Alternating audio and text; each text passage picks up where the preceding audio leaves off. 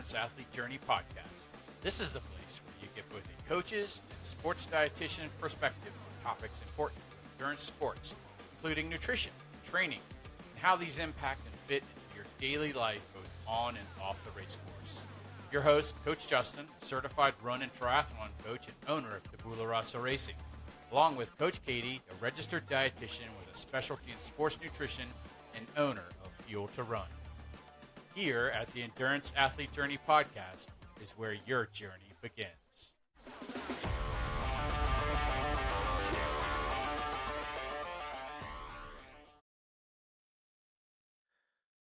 Welcome, everyone, to the Endurance Athlete Journey podcast. I'm your host, Coach Justin. I'm here with Coach Katie. Today, we are talking about the bariatric endurance athlete. So I'm going to shift over here so that I'm in camera. We have no idea what the podcast episode count is, and there's a valid reason for that. And I didn't do the research beforehand, but I have been pushing out bonus episodes, which are the videos that I've been producing for my prep for Ironman Florida 70.3. I was producing these videos every single week and pushing them out on the Tabula Rasa Racing YouTube channel. I talked to Katie about maybe incorporating them as bonus episodes, which would not replace our regular content that we come out with, but just little extra episodes for you guys. And so I started to push those out and trying to get caught up. So we've actually had quite a few of those bonus episodes done, but that has caused me to lose count off the top of my head on where we are. And I have no idea how many bonus episodes are going to be released until we release this one. So with that being said, this is episode something, but maybe 27, or I don't know. We're not sure. I know that we've released at least 25 to 26 episodes, so we are in the upper 20s, but we'll make sure that we document it correctly in the title of the episode. But it'll get easier because you are like releasing a couple bonus to kind of catch up to where you are in your training. You've been releasing a couple of bonus episodes a week, and then it'll just be kind of down to one here, and I think that it'll be easier to remember. But I was like, you should really share this on the podcast because I think it's interesting, and if you all like it, kind of like that format, like let us know. And because I'm thinking of doing it something similar when I start ramping up my training eventually for my next marathon build, which won't be till next year. But if you like it, and you think it's kind of cool, I might do something similar, and we can kind of keep that up somehow. So we'll eventually get to the point where it's just going to be like a release on Tuesday, and then like our release, our normal release, content. Would be on Thursday, so Tuesday, and it gets us 2 episodes a week, I think, which is an awesome frequency. Yeah, but it takes a lot of work to release 2 episodes a week. Yeah, but it's fun. It's all good. Yeah. So how are you doing? Otherwise, Justin, any updates? Well, the story from today's training episode is going to be coming out, I think, in week 5 of my Endurance Athlete Journey episode for Florida. So I'm going to save the details of how my day went, but I will say that I did not waver, and I executed my plan with despite some bunch of different hiccups that took place and some challenges. Today is what I would call a stealing day, and it's an STEELING. When I was in graduate school and I was writing my master's thesis, I had a professor that I trusted. He wasn't my advisor for my thesis, and I gave him my thesis. I was like, will you read this and give me honest feedback? And he's like, absolutely. And so he invited me over to his house. We're sitting in his study in his house, and he was holding his paper in his hand, and he said, I'm going to steal you right now. And it's an STEEL. And he's like, the purpose is I'm going to make you hard. And so you're going to have to, be thick-skinned, tough, mentally tough. Because when he handed me that paper, it was full of red ink everywhere. And I had been writing this paper for months. And so that phrase has stuck with me all these years and has found its way into my training. So these hard sessions are meant to steel me. And, I like harden you a little. To take it to another level. So I've had stay tuned for week 5. Yeah, of the stay tuned Florida and you can or the hear Florida build. So hear you'll the you'll hear the story. whole story. So Yeah. it was awesome. But It's nice. so how are you doing, Katie? I'm doing well. I did a harder workout this morning, so I'm doing okay, but by this time of day, sometimes I know we're recording a little bit later in the day. I'm a little bit tired, but I usually get some energy when we start the podcast, so hopefully I'll be good. I did my half. I know we talked a while ago. I was telling everybody that I had signed up for a half marathon, and like I didn't think I was going to do it, and then I got the opportunity to sign up and I ended up doing it, and it actually went pretty well. I did a minute faster than last year, which I was telling Justin off air. I was like, okay, like then I was thinking to myself, well, I was last year when I did it, I was training for New York, and maybe it's a minute faster if I just sign up for another marathon. Maybe I can ride this momentum, and then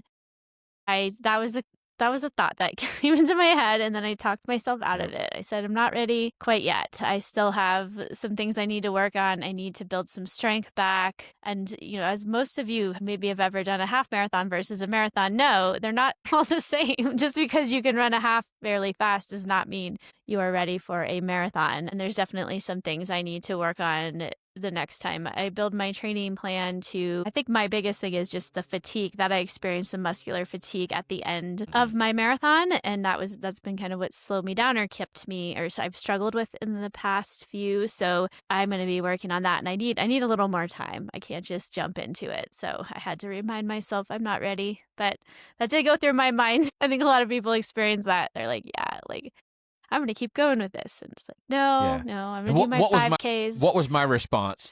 My response was, oh, that's very much the atypical, the type A personality. Type A, yeah. I've done it so many times, and I've had, like, before I went for my first Ironman, I had friends telling me, they're like, you're ready. And because I was doing halves, and I was just like, no, I'm not ready. Mentally, I'm not there yet. Right. And you have to be there mentally and physically, when it comes to these types of events, the marathon and the Ironmans.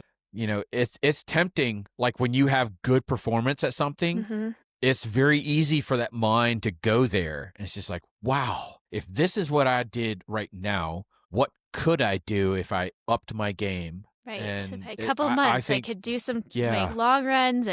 But then I had to remind myself also that, okay, it's September, October, sometime maybe end of November or December.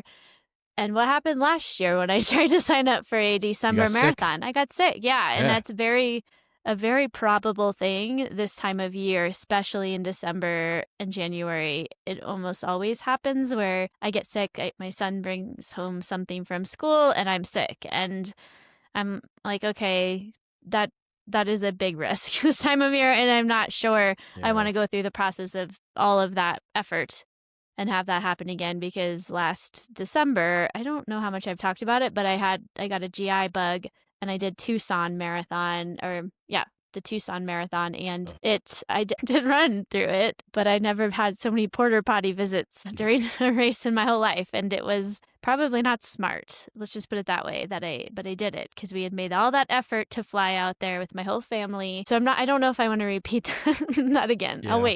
I'll wait until June. Summertime, much better time generally for racing because I don't tend to get sick so much. So yeah. So that is where I'm at, and now I'm gearing up for another 5K here in, I think, the 18th of October, and then just really focusing on strength and building up some strength again, because I've lost some of my strength throughout this whole process with the marathon, and then kind of with time restrictions and things like that more recently. So I need to just decrease some of my running and really focus on strength. And this is a great time to do it because the weather starts to get a little bit crappy, here in the next month or two. At least it gets sometimes snowy, sometimes windy, unpredictable. So it's a good time to be indoors. Yeah. So that's where I'm at. Yeah. Any other thoughts, or you want to jump in? I think one thing, let's jump in. I think with the bariatric piece, I know this is, and I also want to mention here, it isn't just bariatric surgery. So essentially, if people are listening and they aren't sure, because this is probably a very small portion of the population, but this is people who have had a surgery to help usually with some sort of weight reduction. And so there's a few different types of surgeries that are commonly done. One is the sleeve, and that is essentially where they just make the stomach smaller, more like a banana sized, and they aren't messing with anything else. And then there's the gastric bypass, which is the same thing, but it's like part of the stomach is then connected. So they bypass part of the intestine. And so it's both of these are to kind of help basically make the stomach smaller so less contents fit in there and or change the digestion in some way to help facilitate weight loss. But there are people out there who've had cancer, maybe small bowel or bowel cancer, or stomach cancer, or other reasons for in which maybe they've had their stomach changed or they've had some sort of surgery that would be very similar. So this maybe doesn't only incorporate, like it's not just bariatric, but we just sort of focus on that. But it could be other like types of bowel surgeries that would have the same impact of making it a little bit harder to eat and digestion has changed. So, that's what we're kind of focusing on. Does gallbladder surgery do the same thing? I know that they have some dietary restrictions as a result of that. So but I don't know much. It doesn't change the size of the stomach or anything with the intestines, but initially people can have a hard time digesting fat because the gallbladder is responsible for releasing bile, and bile is sort of works to emulsify fat and then make the fat a little bit easier to digest. So sometimes people with gallbladder surgery have to go on like a low fat diet or take enzymes or things like that to help with digestion. And so not so much like, because in this context of what we're talking about, fat isn't like a big piece of it, but I'm trying to think of other, surgeries. Like, I think the biggest thing would be any kind of surgery that is either shortened the bowels, like so maybe like shortened the intestinal length, or somehow the stomach, part of the stomach has been removed, and so the actual ability to fill the stomach is less. So somebody normally, the stomach is very malleable, so you can fill it quite full with food. I mean, if you've ever eaten Thanksgiving, it's pretty like you could put a lot in there, right? And it is flexible and elastic. But with these surgeries, the way they've done it, they're either the part of the stomach that they're using isn't the part that's very flexible, or they're just really making that stomach much smaller. So you cannot eat that amount of food anymore. And so that's kind of the goal, is to kind of help restrict the amount you can eat, feel full quicker, and therefore lose weight. But you can imagine how somebody, and you have your own experience, so you can share that, Justin, but you can imagine, I think a lot of times people that I've worked with who've had bariatric surgery, because that is kind of a very unique experience that I have, where I've always been into sports and nutrition, but I worked for a hospital system. I don't know, it's been 4 or 5 years now. And part of what they did was the post-bariatric surgery diet education. And so I did a lot of those. And I was always like, well, I don't know how this is ever going to have anything to do with sports nutrition, until I got the first person that contacted me and said, hey, I'm doing these ultra marathons and I've had bariatric surgery and I need help fueling. And I'm like, whoa, that's kind of something that I know a little bit about, right? So it kind of got me down this path and realizing there's actually a surprising large amount of people who are having these surgeries, maybe losing the weight, and now they can actually move better, and maybe and they start running or whatever to maybe help keep the weight off, or just because now they can, and they start to get more and more into endurance sports. Or there's somebody who's been athletic before, and life or some sort of circumstance got in their way, and maybe they've gained weight, and then they're struggling, and they use the surgery as a tool to lose the weight, and now they're back to where they feel good again, and they start training again and doing sports again. So those are sort of the scenarios I tend to run into with people. But you can share if you want a little bit of your own journey with it. That would be, I think, helpful, and then we can dive into some more of the reason that I kind of reached out to you is because you had a very unique skill set. I have searched all far and wide trying to find someone who had your kind of skill set, which was a specialty for endurance sports and understood the nuances of being a bariatric patient. Because, it does change things quite a bit. And you either found somebody who understood nutrition but didn't understand endurance athletes. Then you could find somebody who understood endurance athletes but didn't understand the restrictive nature of bariatric surgeries and kind of the way that it changes the digestive system for me. Or you could find somebody who had had understood the bariatric but didn't understand sports. Mhm. So finding somebody who had kind of that whole well-rounded all three pieces of the puzzle was exceptionally rare. And so that's why I was really thankful to find you specifically, because, I couldn't find anybody else to help me. Mm-hmm. So I a don't little think bit there's of very many people. my story is, I think I've talked about this a little bit before. I'm a Row and Y, so it's a gastric bypass. And so what they do is they basically, like, the stomach is kind of shaped where it's like almost like a little collar up at the top, and it kind of comes down, and that's where the food resides. And so what they do is they cut the top of the stomach and they sew the bottom of it to make a new little pouch. And then they take 7 feet of the intestines and they cut that, and then they attach the new little pouch to the intestines. So basically you've now cut off the vast majority of the stomach, and you've bypassed 7 feet of the intestines. And so one of the consequences of doing that is that it's a malabsorptive process. So that means that I am on vitamins basically for the rest of my life as a result of it, because there are some nutrients that my body cannot absorb from the food that I eat, so I have to take the supplementation.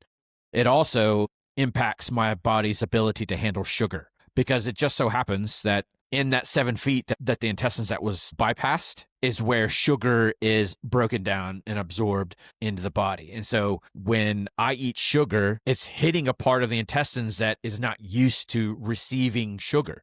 And so it doesn't really know what to do with it. And so you get symptoms, and I think it varies across the population. Not everybody reacts the same way to it, I don't think. I know that there are some people who get really, really sick, and they have what's called the dumping syndrome. So it can lead to either nausea and vomiting or loose bowels.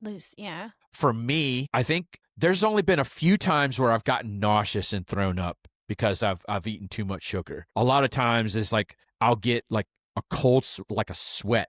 It's like the sweat will start rolling, and it's like I'm like in a workout, but I'm just sitting there like on the couch. So it's, and then you get exhausted. It's almost like you have that really, really fast like sugar crash.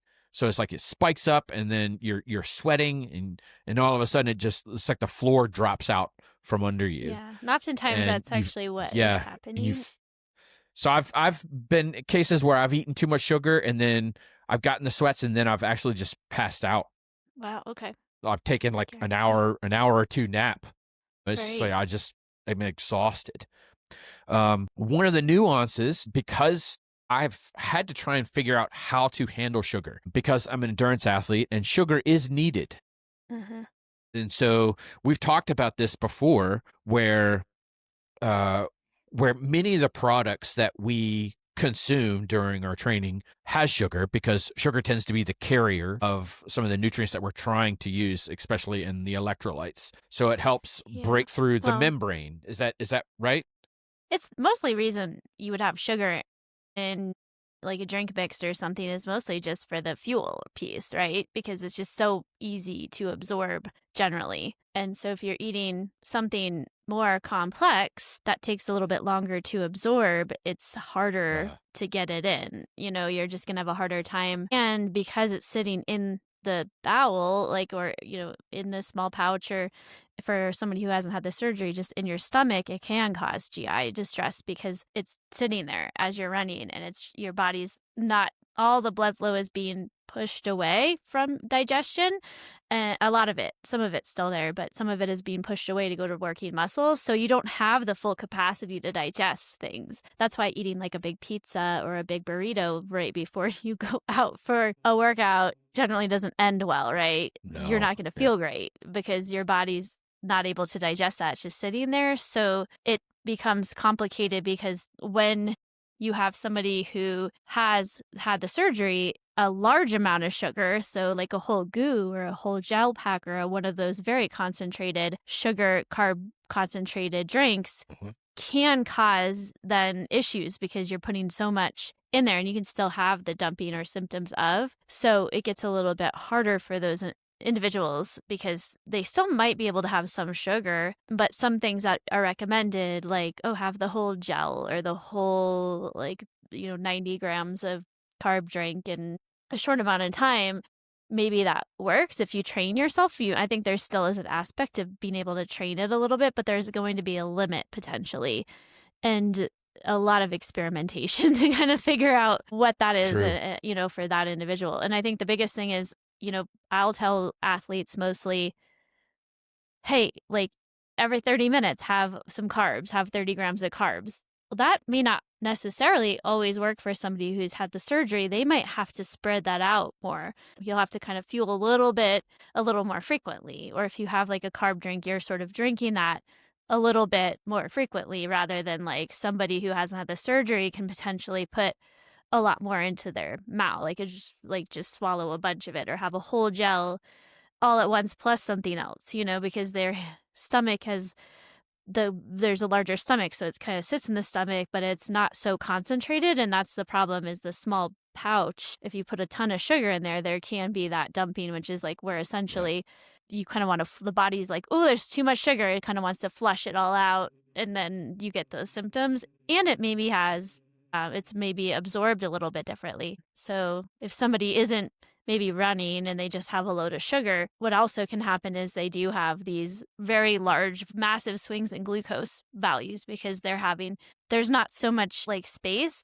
So maybe that sugar is being absorbed a little bit quicker and sending it into the bloodstream. I've seen it on glucose data when I've worked with people who have the surgeries, huge glucose spikes and huge glucose drops. And it's like that huge drop, that Yep. almost reactive hypo piece that people experience, like what you're experiencing with having to take a nap. Yeah, and the sweats, that sort of sweating, that's like a very much a symptom of like a glucose swing or even low blood sugar potentially. So it's like causing these like wild swings in glucose, where that still happens for people who haven't had the surgery, but because maybe it's not absorbed quite so quickly and they'll still have a big spike, but there's just more dramatic for some reason in individuals who've had the surgery. And I've seen it Yeah. actually very, very obvious on the glucose data that I've looked at. So it's kind of interesting. And you can imagine if you're running and your blood sugar is kind of all over the place, how you might experience more like sort of energy drops throughout the process of training as well. So That's happened to me quite a few times where it's just like, and the funny thing is that it could be something that I have regularly. It's just like, let's say for instance I have a bowl of ice cream as a dessert. One night I eat one bowl of ice cream and I'm fine. If I have that same bowl of ice cream a different night, now all of a sudden I start sweating and I have a reaction. So I don't know if it's maybe like, okay, well then what did I have in combination with the ice cream? What was my dinner like? Or, if there's, is the body trying to process more sugar that's outside of that ice cream? But I've had it happen like during a training session. I remember specifically, there's a couple swims that I've had where I've had some fuel before the swim and I got in the water and I started to get dizzy. It's like my world started to swirl around a little bit. And it's just like, I don't know if it was like my body's trying to process the sugar and then the warmth from the water. It's like it raised my body temperature up and then my body just kind of like went crazy. I don't know. Yeah. at that piece of it too, I mean, those are things that do happen with athletes who don't have surgery. I think it's just more pronounced, especially the timing of the fuel. Like if you had something with sugar 30 minutes before you got in the pool, by the time you're in the pool, your blood sugar could be dropping and you're sort of experiencing a low. So, for people who've had the surgery, that might mean that they have to have that fuel a little sooner, more instant before they get in and not wait. And so there's going to be like little nuances and things like that for and maybe the type of fuel they have in that instance might be more like a slow or to digest type of fuel, or even like a super starch or something like that. So like, there's different products out there that you could try that may not give you that same response. But it's a little more, I think the problem sometimes is, unfortunately, if you have had this type of surgery, you do have to kind of think about it a little bit more, and you might have to do more trial and error to figure out what works, because from working with several, like, quite a few people at this point who've done endurance sports who've had the surgery. It seems like some people can have a surprising amount of things that I was like, I don't know if that's going to work. And then they're like, oh, I felt fine. And then other Yeah. people are struggling and they can barely, there's only like one product that works for them and they're having a lot of trouble with it. So it is very individual. And that's the hard part because I can't sit here and be like, okay, this is the formula. You just need to have these products at this time and this many carbs and have this before. And this is going to work out for you. I wish I could just say that, and I'm giving you the tools with this podcast alone and you're going to be set. That's not how it works, in my opinion. Yeah. It's been a lot of like experimentation, trial and error, just taking what I know about the surgeries and what I know about the different products out there and trying different things. And some people don't have issues at all, and that's great. But that's not the common thing. So I don't know. It definitely Yeah. takes a lot of experimentation because I typically have been using the same products for many years. And now I'm just starting to realize that there's one particular product that was working for me and now it doesn't seem it's a little bit volatile. So it's like, Okay. it's the scratch gummies, Okay. and they're sugar coated, which I like because it keeps them Yeah. from like sticking together and they're easier to handle. Right. And sometimes But it's if like, I did they change the formulation? That's what I'm wondering is like if they've changed kind of like how they're processing and how they're making the gummies or whatever. Yeah. But it's like if I eat a whole pack, then my body can react, can absorb it sometimes, and then sometimes it reacts. So it's like there's too much volatility in it. So I can't rely on it Right. and say, this is part of my nutrition plan because I don't know how my body's going to react. And so what I started doing is like taking a full pack and then cutting them in half and putting them in like these little small, tiny little Ziploc bags, and And then having them just more. eating effectively like a half a pack. Instead of eating the whole pack and have that last for an hour, I'll eat half a pack at 30 minutes and then eat the other half of the pack at the top of the hour. And so I effectively get the whole pack, but I've had to spread it out over time to allow my body to absorb it. Sometimes that works, sometimes it doesn't. And so I've actually kind of abandoned that product for now while I'm training for Florida. Because I'm trying to train my gut now to handle a higher carb drink mix. So I can find a more efficient way to get my nutrition into me without like carrying like a buffet with me. And I just want two bottles, and so I'm slowly like trying to train my gut to take in that carbohydrates. You can sort of slowly take it throughout. Like, it means you're kind of sipping on things a lot and trying to ride, which is arguably a little bit annoying. But I think that's commonly what I experience. Working with people, most people, it's hard to get, like I said, a lot in at once. And so they have to kind of either taper, like you're half the gummies now, half the gummies in 15 minutes, or some way of slowly almost tapering in the carbs, instead of a whole load at once, which is common. And trying different products like, some people do really well with something like Morton or UCAN, which offer more of a slow release, or it's a different kind of carbs that are just maybe less likely kind of spike your blood sugar. Maybe that in combination with some fast burning carbs can sometimes work. So you're sort of alternating. Yeah. But let's actually I think, and we can kind of dive into that a little bit more, but I do want to kind of start because we dive right into the fueling piece. And I think, and I know, and you have shared, I think at the very beginning, the very first podcast we did, you did share a bit of your story too. And so anything you want to weave in with your own personal experience, I think would be really useful. But I do want to go back to sort of in the process of somebody's, going into their surgery. I think what we need to acknowledge here, and this is something we talked about a little bit off air before we started, is the sort of conflict we have between what is being told to people who've had these surgeries, especially bariatric surgeries where the goal is weight loss. There's a big conflict in what is being told by the bariatric dietitian or the surgeon as to what needs to be consumed. And there's a conflict between that and then when people start sports, what they need to consume as an athlete. And that is oftentimes one of the biggest struggles people have coming to me is I don't know what to do. I keep going back, and oftentimes it's them saying, I've started doing all this exercise, I'm training, and I went back to my surgeon, or I went back to my bariatric dietitian, and they keep telling me that I only need to eat, I can't eat more than 1,200 calories a day. I need to be getting 80 to 100 grams of protein, which is probably fine, but I can't have carbs. They tell me I can't eat fruit. I can't have carbs. Keep reiterating all of these things that I need to be doing post-bariatric surgery. And I keep telling them I'm doing these sporting events, or I signed up for a half marathon, or whatever what it is that they've signed up for. And now they're doing a lot of exercise. And they don't seem to understand what I'm doing. And now I feel like I'm not fueling, or I'm struggling.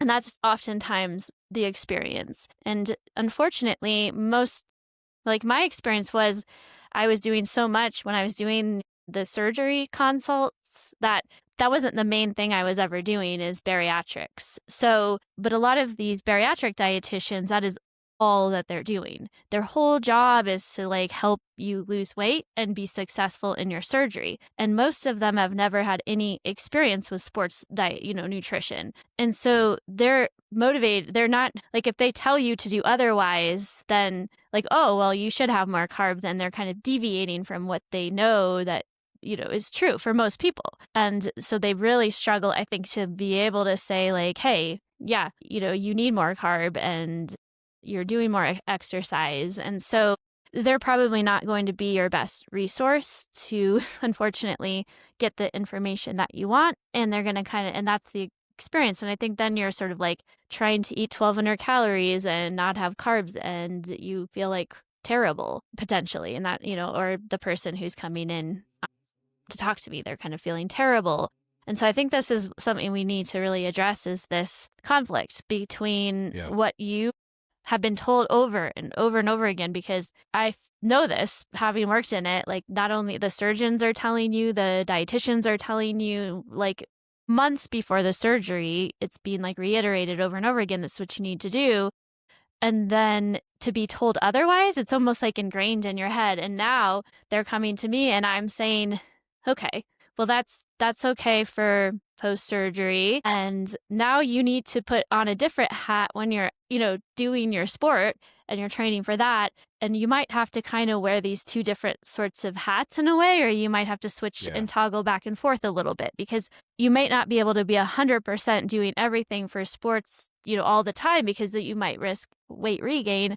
But the same token, you cannot be eating only 1,200 calories and following the diet that was prescribed for you're gonna just put yourself into a hole. So there has to be some sort of in between, and you're going to have to think more like an athlete, especially when you're training hard and you're engaging in high level, day-to-day exercise. And it's very hard, I think, for people to then be okay, now I have to eat how many carbs? And this is totally against what they told me. I have to kind of graze. I'm eating more frequently. I might have to do some grazing. That's totally against what they've told me to do. True. And I think that, in my opinion, is the first big hurdle that I run into with people, is this fear of the weight regain, but also I can't deviate from what has been ingrained into my head and what to do. And it takes a little bit of time to work with someone and help them understand this is okay. You for what you're doing, you need to not be, you cannot follow those strict recommendations anymore. You have to think like an athlete.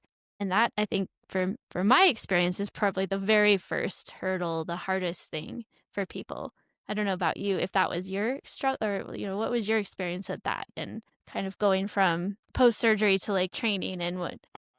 I think the regain thing is quite possibly one of the biggest fears of my entire life, if I have to be completely honest with you, because I'm now over 12 years post-op, and I can still look in the mirror and see that guy from 12 years ago before I had my surgery. I can still see him looking back at me in the mirror in my mind's eye. And so over the years, That's probably been my number one fear, more than anything else, more than like losing jobs and whatever. I can honestly say weight regain has been the driving fear of my life, and I think that's common.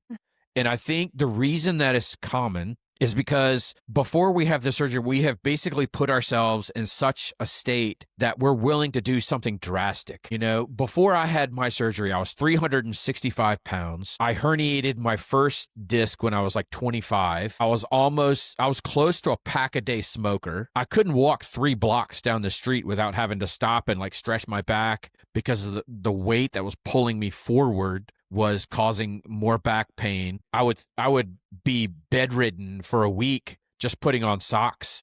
You know, I'd bend over and then all of a sudden I couldn't stand up because my back would herniate. And so when you are at that point, you're willing to do almost anything to change. And it's not that we haven't tried. I tried every known diet on the planet. They made me go through a full year before they approved my surgery trying to lose weight. And I was like, are you freaking kidding me? I've been doing this my entire life trying to lose weight. What makes you think that the next 12 months is going to make any difference? But I went through the process anyway. But you're willing to have somebody dig around into your digestive system and bypass all kinds of stuff just to bring change. And that doesn't go away after it's all done. You still have years and years of habitual behavior that you still have to combat. I can say that by far it wasn't the change in what I could and what I couldn't eat. That was easy to get past. What was more challenging than anything else was the mental, emotional, and hormonal changes that I went through during that first year post-op. Because your body sheds weight so fast, the hormonal changes that you experience, because estrogen is stored in fat cells. And so when you start to shed that weight, your hormones go all out of whack. And I was like extremely aggressive, and it's like my testosterone was all over the place because I was shedding estrogen from the rapid weight loss. And, you know, there was stuff that I kind of, you know, the emotional side of it is like, you know, I am an emotional eater. I still am today. And so not being able to use food to satiate those emotions led me to use other things to try and deal with that. And I found myself using exercise as a way to deal with my emotions. I still do that today. There have been really trying times in my personal life where I have used my training as a way to not deal with those things. Whether that's healthy or not, that remains to be seen. But, you know, I can say that.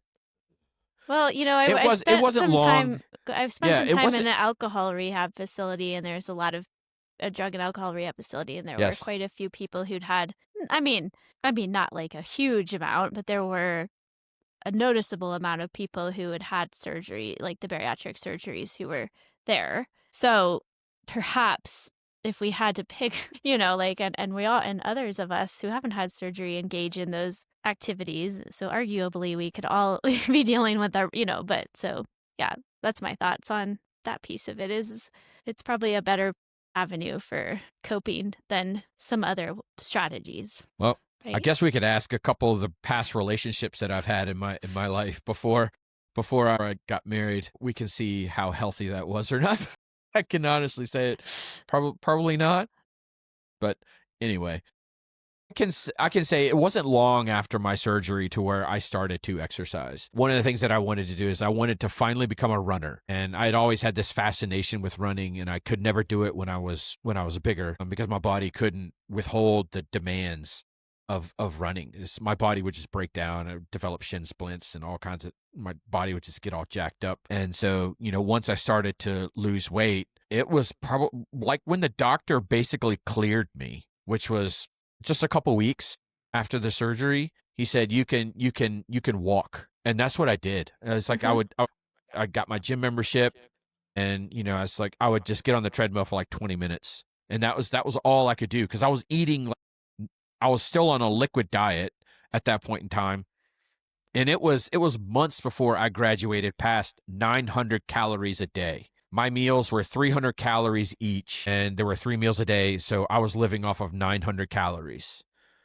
And so 20 minutes is about the extent that you could do with 900 calories of consumption a day.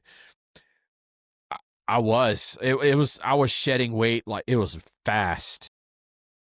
And of course, with that, the body cannibalizes muscle as well. So I can say, you've got your experiences on the nutrition side as a coach. One of the things that I see more with bariatric athletes is they have this fascination with the aerobic side of things. And I think maybe it's because that, they weren't able to do it before and now they can. And so because they can, they do. But I don't think that they ever look back and say, okay, what has my body gone through to lose all this weight? And I think many of them don't pay attention to trying to rebuild the muscle that was sacrificed as a result of the weight loss. And so what they end up doing is they'll focus I'm talking about this because I lived this. This was my experience as well as the people that I observe from a distance, is they'll spend all of their time doing the aerobic side. They'll sacrifice the strength side. And then they get to a point where their aerobic engine is much stronger than their muscular system. And so the body starts to break down and they keep getting hurt over, and they can't figure out like why. And they're just like, oh, well, this is what's happened, is that you shed all this weight. Your body, you sacrificed some strength there. And so you have to go back. And yeah, I know that you're happy that you can now run and do all this other stuff that you couldn't do before, but we have to rebuild the foundation a little bit more so that you can be consistent. We got to look at it as a long game. And I think that's one of the things that a lot of these bariatric athletes don't consider. Right. Is the muscular side, trying to rebuild that strength back, because it doesn't take very long to lose it either. Like even now, like after I had some surgeries to repair some stuff, I'm 12 years post-op, and the amount of muscle that I lost as a result of just having 2 surgeries is mind-boggling. I can't believe that I lost that much muscle and that much strength. And I was a 2-time Ironman, so it's just like it's not like I wasn't fit or like I couldn't do hard stuff, but it's something that I sacrificed in order to just focus on the aerobic engine, because that's what is so focused on and touted. But a lot of endurance athletes disregard the strength stuff because they're like, oh, I don't want to get big. I don't want muscle because muscle weighs more than fat, in air quotes, which is whatever. Well, there's a big focus on weight, though, I think. I mean, it is, I remember, so like those classes that you had to take before, like we also taught some of them, and it was like one of my least favorite things to do, because every time people would come in, I had to weigh them. And people have a lot of issues, like people. Yeah. I'm just like, okay, yes, then I personally have never, like, I work a lot with bariatric athletes. I think from working with people, their experiences have shaped my understanding of it. But I personally have never struggled with weight like some of these individuals have. And so they're coming in, and here I am, this thin dietitian, and I'm weighing them. And that's just the start of the class. And so weight is always such a focus. I hated that.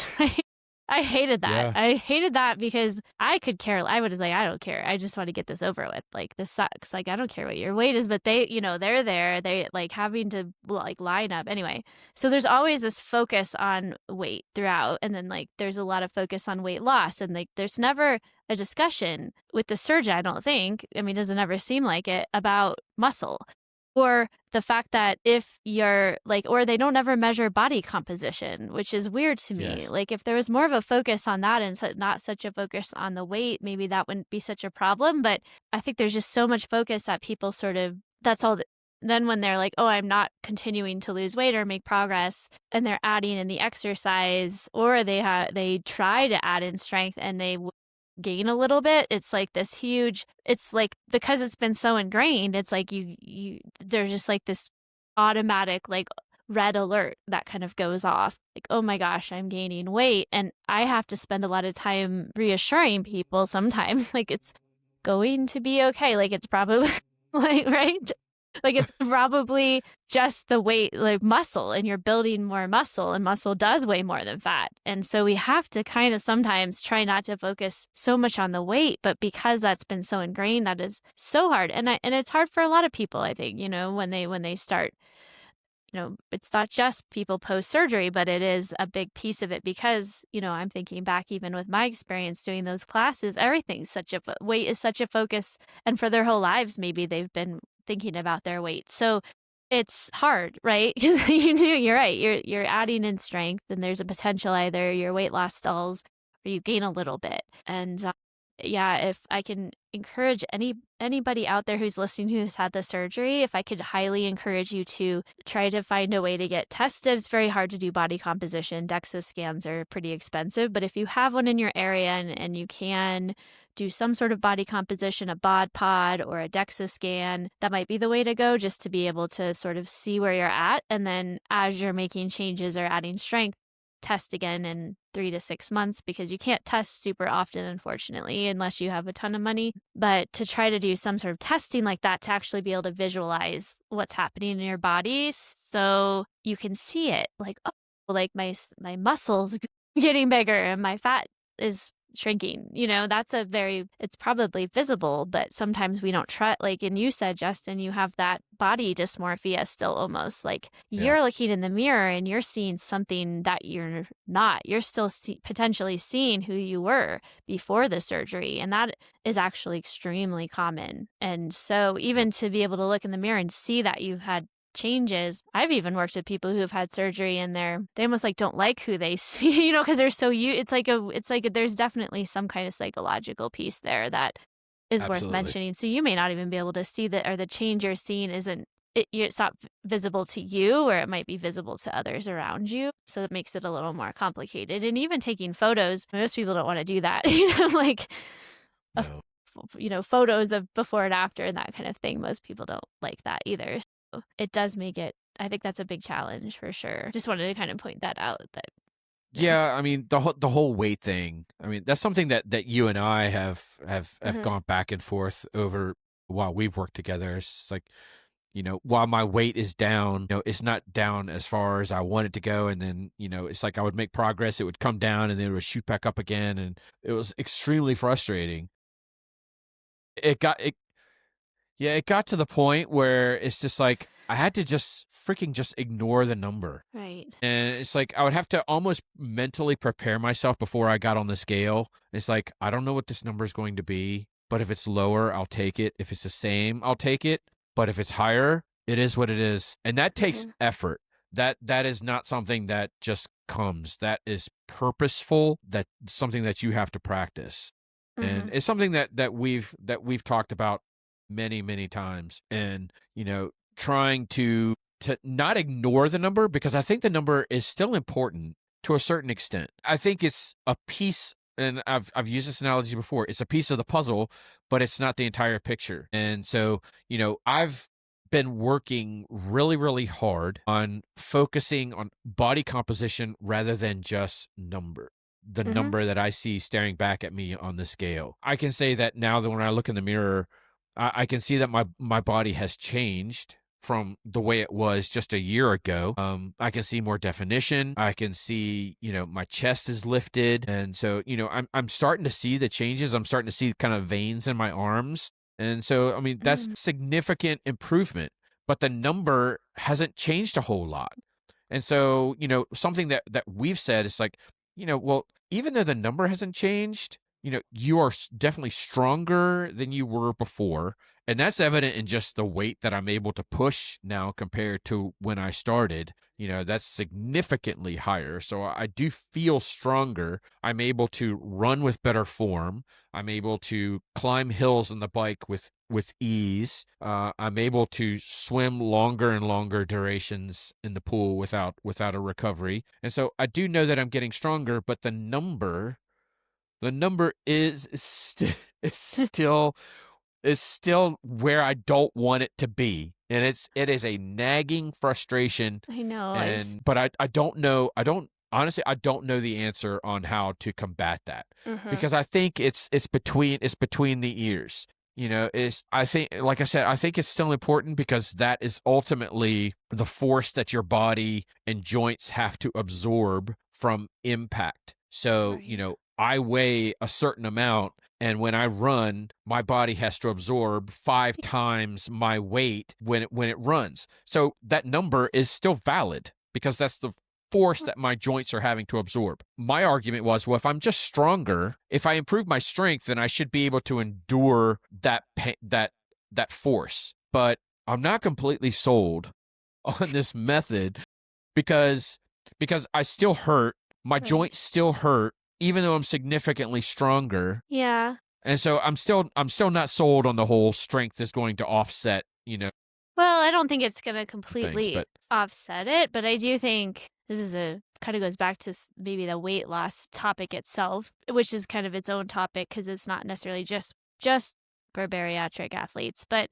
it's just that concept of like, I mean, we were going to kind of go into, okay, let's see if we can actually try the weight loss. And then this yeah, like race came up and it's just not a good time. I think if you had like a good chunk of time, because you're right, there is weight does matter because there is going to be more force, more you have to carry, right? So there's that concept. When people lose a little bit of weight, usually they can kind of run faster because they have less that they're carrying, and there is that piece. But yeah, I think the problem is you can't be training for a race or high volume of any sort.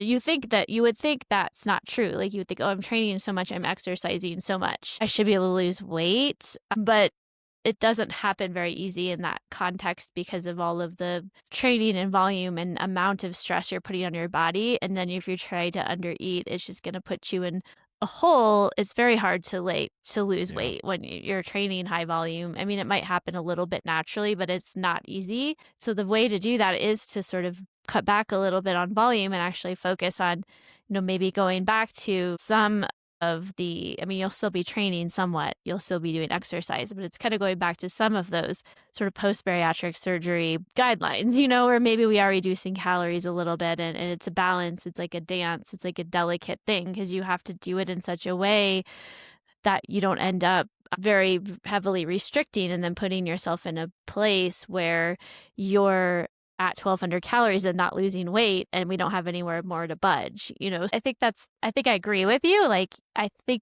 where you're headed with the strength is going to set you up for if you can then go through a phase of maintaining your muscle and strength as much as possible and losing weight. I think that'll set you up really well, but you have to almost dedicate several months to that process, and that's not an easy process. So it's tough, and I think a lot of people who've had the surgeries do lose weight, and then they find, they get to a point and then they want to lose more weight, and then they're starting to exercise more and train. And I think a lot of people are kind of in that same sort of boat where they're like, I've lost 50 pounds, I've lost maybe sometimes even 100 pounds or more, but I still over 200 or something. And I want to be lighter because I know I would be able to perform better or my joints wouldn't hurt as much. And it does get a little bit tricky because we are also dealing with potentially, I mean, and this is hard to measure, but there are some studies out there that do say like post-surgery because of that rapid weight loss, and you've kind of seen this with some studies in the Biggest Loser participants, is that the resting metabolic rate might actually be a bit lower for these individuals. So yeah, trying to get the energy needs calculated correctly is also a challenge because in my experience, I can't, even though someone weighs a certain amount, even if their muscle mass is pretty good, can't calculate their energy needs like I would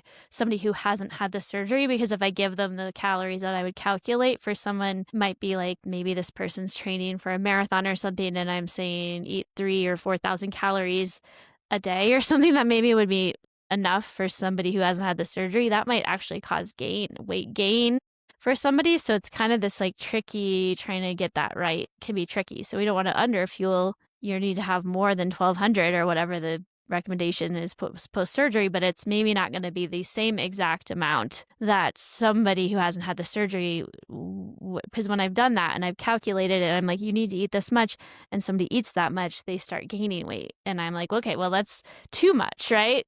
So it's trying to get that right sometimes. And what is that amount? And you did a resting metabolic rate test and everything. And sometimes it's just hard. I'm like, sometimes I feel like as a dietitian, I'm just like hitting my head against the wall. Like, I don't like metabolism is supposed to work this way. Like it's supposed to be, based off the research and all this. And this is how, everyone says calories in and calories out. And I'm like, I don't know. I don't know if I always agree with that.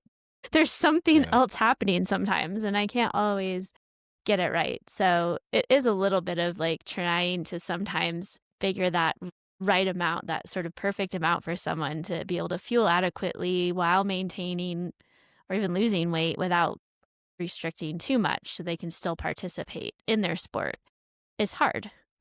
I think there's two things that I want to bring up that you've briefly discussed in this segment that I think is very, very valid. The first one is the difference between exercise and training.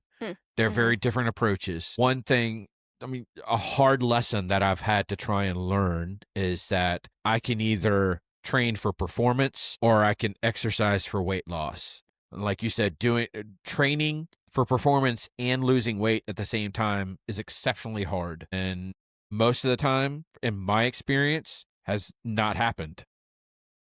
And that's evident from my current journey. So having the discipline to decide which one you want in the moment is important. And that requires a little bit of time that you have to sit down with yourself and be honest with yourself and say, what is it that I want right now? Do I want to perform in this race? Then I have to be willing to perform around close to where I'm at right now. This is the body that I'm given. And so I can try and maximize my performance with this body, still building, aerobic engines and, still building strength and stuff, but your body's not going to change all that much. Or you can say, I'm willing to sacrifice performance right now and think long term and maybe not race right now so that I feel like I can get to a weight that will allow me to maximize my potential to perform. Not necessarily maximize performance, just to change the potential that you have. And that's a hard decision to make, especially with A-type people who really enjoy training and they enjoy racing and they want to perform. It's hard to sacrifice those opportunities to focus on something that may not be sexy, and that's weight loss. Weight loss is not sexy because there's a lot of like low kind of like zone 2 kind of stuff that you're having to do so that you're trying to become more fat adapted, which means that, you have to kind of sacrifice those high aerobic workouts, and do stuff that's kind of like, you're not going to get very many miles out of your training. And so it's not a whole lot of social media worthy kind of stuff. And so it's not glamorous at all, but it's something that you have to figure out. Yeah, I think you're right. It is tough because it's probably going to involve a lot less volume, a lot like less training, a lot more in that zone 2 or aerobic. And, not to say you can't do like some interval or higher intensity, and probably the strength training piece too, is going to be a part of it. I almost kind of wonder if this is like also, I think at least one additional discussion, if not more, because you have sort of like all of these sorts of things to consider, like what happens when you start training and that sort of disconnect or that conflict between the bariatric recommendations and sports nutrition recommendations, which is, I think, in itself like a struggle and maybe worth even a larger conversation. And then how to kind of go about like almost a whole discussion in itself of how to go about adding in carbs and trialing and what are some very specific things regarding fueling for bariatric athletes. And that almost discussion on its own could be a little bit more lengthy itself. So I'm kind of thinking like maybe today, I think what we've covered so far will probably resonate quite a bit with people, just that sort of like your experience too. And then just that I think the biggest thing I would want people to kind of take away from this is that if you're doing the like starting the athletic endeavor of the endurance athlete journey yourself, or you're in it and you're struggling to fuel adequately, or you don't know what to do, or you keep going back to your surgeon and they're telling you to do something that doesn't make sense because you're now doing all this activity, to seek help potentially. Like, I don't know, it doesn't have to be with me, but I do think it's probably worth getting some assistance with like somebody that can help you with that. But I also think just like realizing that you're going to have to think like an athlete, and you're going to have to incorporate sports nutrition, and it's probably going to be one of those things where you don't totally give up on that. It's not that you're no longer, or you haven't had the surgery, because you have. You almost have to toggle back and forth a little bit between the sports nutrition and the surgery stuff, depending on where you're at. And if it's in the off season or you're taking time off, because you're not going to necessarily be able to like be always doing like, and that's how most people are, right? Like when I'm in my season, I'm thinking like an athlete. I'm doing the sports nutrition stuff when I'm training, but when I'm taking time off, like I'm not. I have to be more, most people kind of have to be more careful. Otherwise, anybody's going to gain weight back, right? So it's kind of that process of trying to realize when you're what you're doing the sports nutrition stuff, you're thinking like an athlete, and when you have to kind of go back to the post-bariatric guidelines. And it's not always, sometimes it's in the middle, but sometimes it's not, it's one or the other. I think that's the hardest thing for people to do, is kind of like go get away from what's been ingrained and sort of realize, okay, but I think like an athlete now.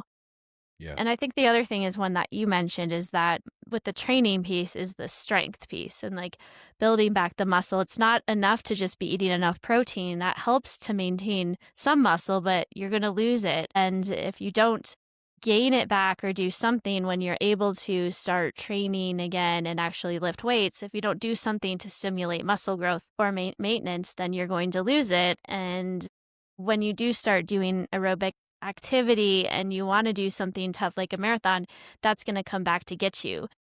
Absolutely. With injuries and things like that. And maybe even your metabolism might be impacted because obviously muscle is the driver of the most metabolically active tissue. So you want to build back that muscle. So I think those are the two big takeaways. And I also think we've addressed some things that most people will understand. I don't know if I have a solution to them, but it would be like the weight piece, like that focus on weight, and also sometimes that body dysmorphia, or even that question of coping. Am I using this as like a coping strategy?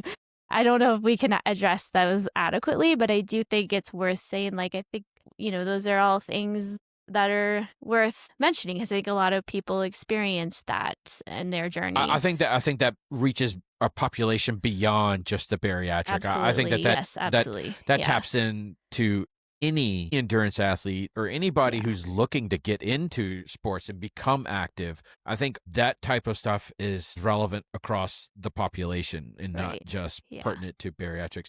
Now I remember the one thing that I did want to mention, and maybe it's something that we can add to the queue of topics we want to talk about, is using social media. And there's so much out there on, hey, I'm training for this race and this is what I eat in a day. And, I have fallen victim to this recently as I've been kind of like trying to put on my nutrition hat on the stuff that I've learned from you. And it's just like, am I eating enough? Because I look and I see what all these other people are eating. And it's like these people are just like eating like 5 and 6 eggs. They're eating like 5,000 to 6,000 calories a day.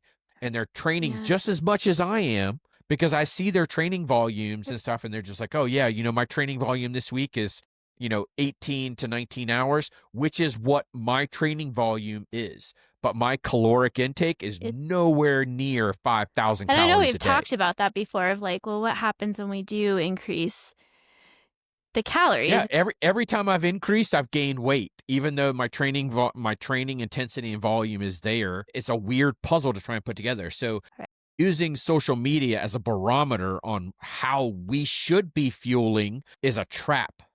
And it's something that I do want to talk about. I Yeah. don't think that's just, I don't ever recommend. This is why if you're following me on social media, I don't ever put like what I eat in a day on there. Yeah. Because what I eat in a day does not make, I mean, yes, there might, like sometimes I'll post like a meal or something like, oh, this is like a healthy meal, or I made this meal, or there might be food pictures, but I really, really don't like posting, hey, this is what I eat in a day. That drives me bananas because Yeah. it doesn't want to like, and for anybody past the surgery, because it doesn't, Yep. because then people look at that and they're like, oh, maybe I need to be eating more. Or on the more dangerous side, maybe I need to be eating far less because this person's posting their like green drink and then they don't eat till 3 p.m.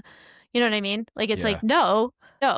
Just don't. They Just fuel don't a even 15-mile run with almonds and Tic Yeah, Tacs. And exactly. So It's like, come they're on. just like, no, do not do that. Yeah. Like, that just like drives me bananas. And what I eat isn't like relative. Like, even if somebody weighed the same and was training similar, their needs might be slightly different for whatever reason.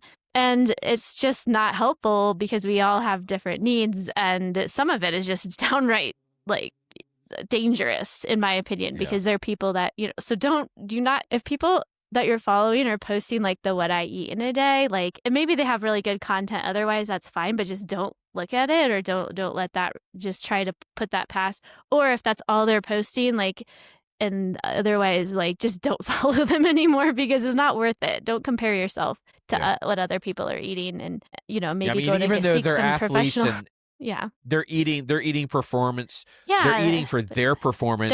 They're eating and based their- on their caloric needs, Right. their resting metabolic rate. Yes. There's so many nuances that Mm-hmm. that play Like into I that said, puzzle. with So it's- bariatrics, sometimes the calorie needs might be slightly less, and so you might see some, but it's not as low as 1,200. I can tell you that, or whatever is recommended. So it's somewhere between maybe that extreme, and then it's that trying to find that happy place, that good place where you feel good and energized for your workouts, and you're at where you need to be. And it might not be 5,000 calories, and it's definitely not 1,200. It's somewhere in there. So I wish I could tell you exactly what again, if I could just give you the formula and be like, just calculate it out and this is it. But a lot of times when I'm working with people, it's like, okay, this is kind of what I'm calculating, but this is just a calculation, and let's start here, and then we're adjusting, right, as we go. We're making these adjustments as we go to sort of see what works. And so that's just how it is, and that's my job, is to kind of do those, to see how things are going, get all the subjective and objective information, and then make those adjustments and help people with that.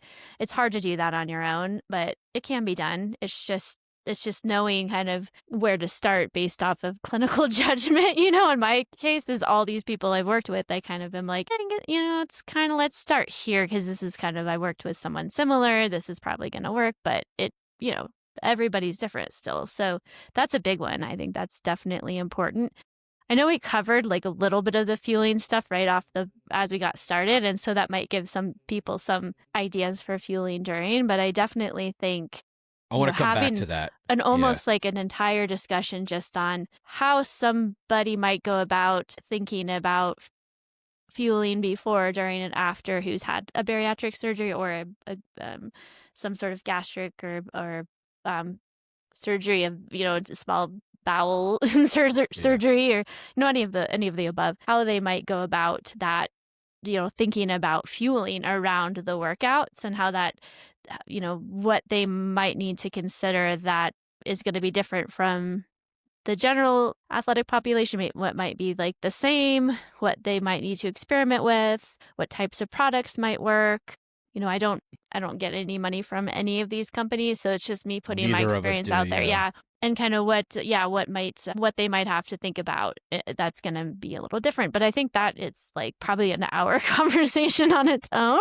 So maybe we can just like, I think this is a good starting point. And I kind of would love to hear what, if someone's had bariatric surgery and they're doing these events, like I'd love to kind of hear people's stories. So this might be where we kind of put in the plug for like, or just like reach out, and tell us what you're struggling with, or almost even like if there's things that, either with what we've talked about or the fueling piece that you're curious about or you're struggling with, because that might give us more thoughts for what we would want to cover in that topic. So again, you can reach us at theenduranceathletejourney@gmail.com, and that's our email. And then the Endurance Athlete Journey group on Facebook is our private group, our community group. So that's a great place to kind of join the conversation. And I think if you're posting in there, and I think we would probably reach, I mean, the email works too, but that might reach more people, other people that are experiencing similar things. And there you can kind of create that community. And then individually, I'm at fueltorun.com and Justin's at tabularasaracing.com. And so if you do want coaching for Justin, he does triathlon coaching, run coaching. I work with, like, I think this needs to be clarified. I work with nutrition for all athletes, all endurance athletes, whether you're triathlon or runner. But for running coaching is all I do on the coaching side. I don't do triathlon coaching, but I work with all athletes for nutrition. And I definitely work with people who've had bariatric surgery, as we've kind of mentioned early on. So yeah, I think either one of those avenues. Anything else like in terms of getting a hold of us or No, I mean, I can say if this is a pretty sensitive subject. It is, yes. When it comes to weight. And so, even though we have, the Endurance Athlete Journey podcast group that's on Facebook that you don't have to share. You can just you can join the community with just answering a simple question. But if you are apprehensive about posting something out where others can see it, feel free to either, use the podcast email. We monitor that daily. Or you can just reach out to either one of us through our own respective websites. Reaching out to you, I don't know, because you know what people have gone through, so I would not be offended, if someone wanted to reach out to you individually or just to our, because you're. Yeah, I just wanted to say that the private communication is there and is available. Yes, absolutely. If you feel if you want to have something a little bit more private, which I completely understand and respect. Absolutely, and sometimes people, and I think that is true. Fortunately, and that's something we didn't talk about, but I do think, unfortunately, people's view of the like, there's a lot. I do work with a lot of people who are like, I don't tell people I've had this surgery because there's some, what's the word? Like, I think it's cheating. No, yeah, well, no, it's not. But unfortunately, we live in a society where that is potentially the view, and people have GLP-1, they view that as cheating potentially too. So there's always going to be those people out there who maybe don't understand, and I get that. So yes, absolutely. If you are apprehensive to share because maybe you haven't told other people about or whatever, and that's totally fine. I get it, but definitely, privately reach out to us. We will not mention your name at all. Nope. No, we won't mention. You will not wind up being a subject of a podcast episode or anything like that. You don't have to worry about that. It would be more of like, we've had some people reach out. This is private. Their concern, and we won't no names. So yes, absolutely, yeah. And that's something I've like always, as a dietitian working in with public, I it's a HIPAA violation, kind of, if I'm even working with someone to mention their name. So I very, very cautious about that. So I think that does it. I think so. I think we covered some pretty sensitive I think so. I hope we haven't said anything that's pretty vulnerable discussion. I know. I feel like sometimes when you're talking about these discussions, especially around weight and body dysmorphia, and it is sensitive. And I hope we've been able to cover it in a way that is sensitive and doesn't make anyone feel uncomfortable or upset, in that way. So hopefully we've been able to. If anything, it makes you realize that you are not doing that alone. Right. It's not something that, it's like, oh, there must be something wrong with me. I mean, that's why I'm so open about it. And it's pretty vulnerable on a podcast that gets broadcast to the world on something that I personally have to deal with and something that I struggle with. So that's why I think that I'm so open to it and, willing to share, is because it may help somebody realize it's like, oh, well, if he kind of struggles with this, then maybe it doesn't make me feel like I'm so alone and isolated, and that there must be something wrong with me, because you're not alone. Yeah. Well, thank you for sharing. I think it does take some bravery to share your story. So I really do commend you. That's, I think, awesome. And I do think there are people that will resonate with that, and, hopefully you'll help them in their journeys. Yeah. Yes. Yeah. All right. All right. So this reaches the conclusion of whatever episode this is. Again, we're not certain what this is, but keep an eye out for the bonus casts that are coming out. Eventually, I'll get caught up to where we'll be in sync, and it'll just be one, but we'll get caught up there. Whatever episode is in the title is what episode this is. So thank you again for joining the Endurance Athlete Journey podcast group. We know that you have a plethora of podcasts to listen to on various subjects. So the fact that you tuned in today with us means a lot. Feel free to leave us a review or a comment on wherever it is that you listen to your podcast episodes, up to a 5-star review. Leave a comment, give us a little bit of a feedback. That is highly appreciated. We thank you for joining us. And so I'm your host, Coach Justin, along with Coach Katie, and this has been the Endurance Athlete Journey podcast, and we will see you all again next time. All right. Thanks, Katie. Yeah, I'll talk to you later. Yeah, sounds good. Bye, Justin. All right. Bye.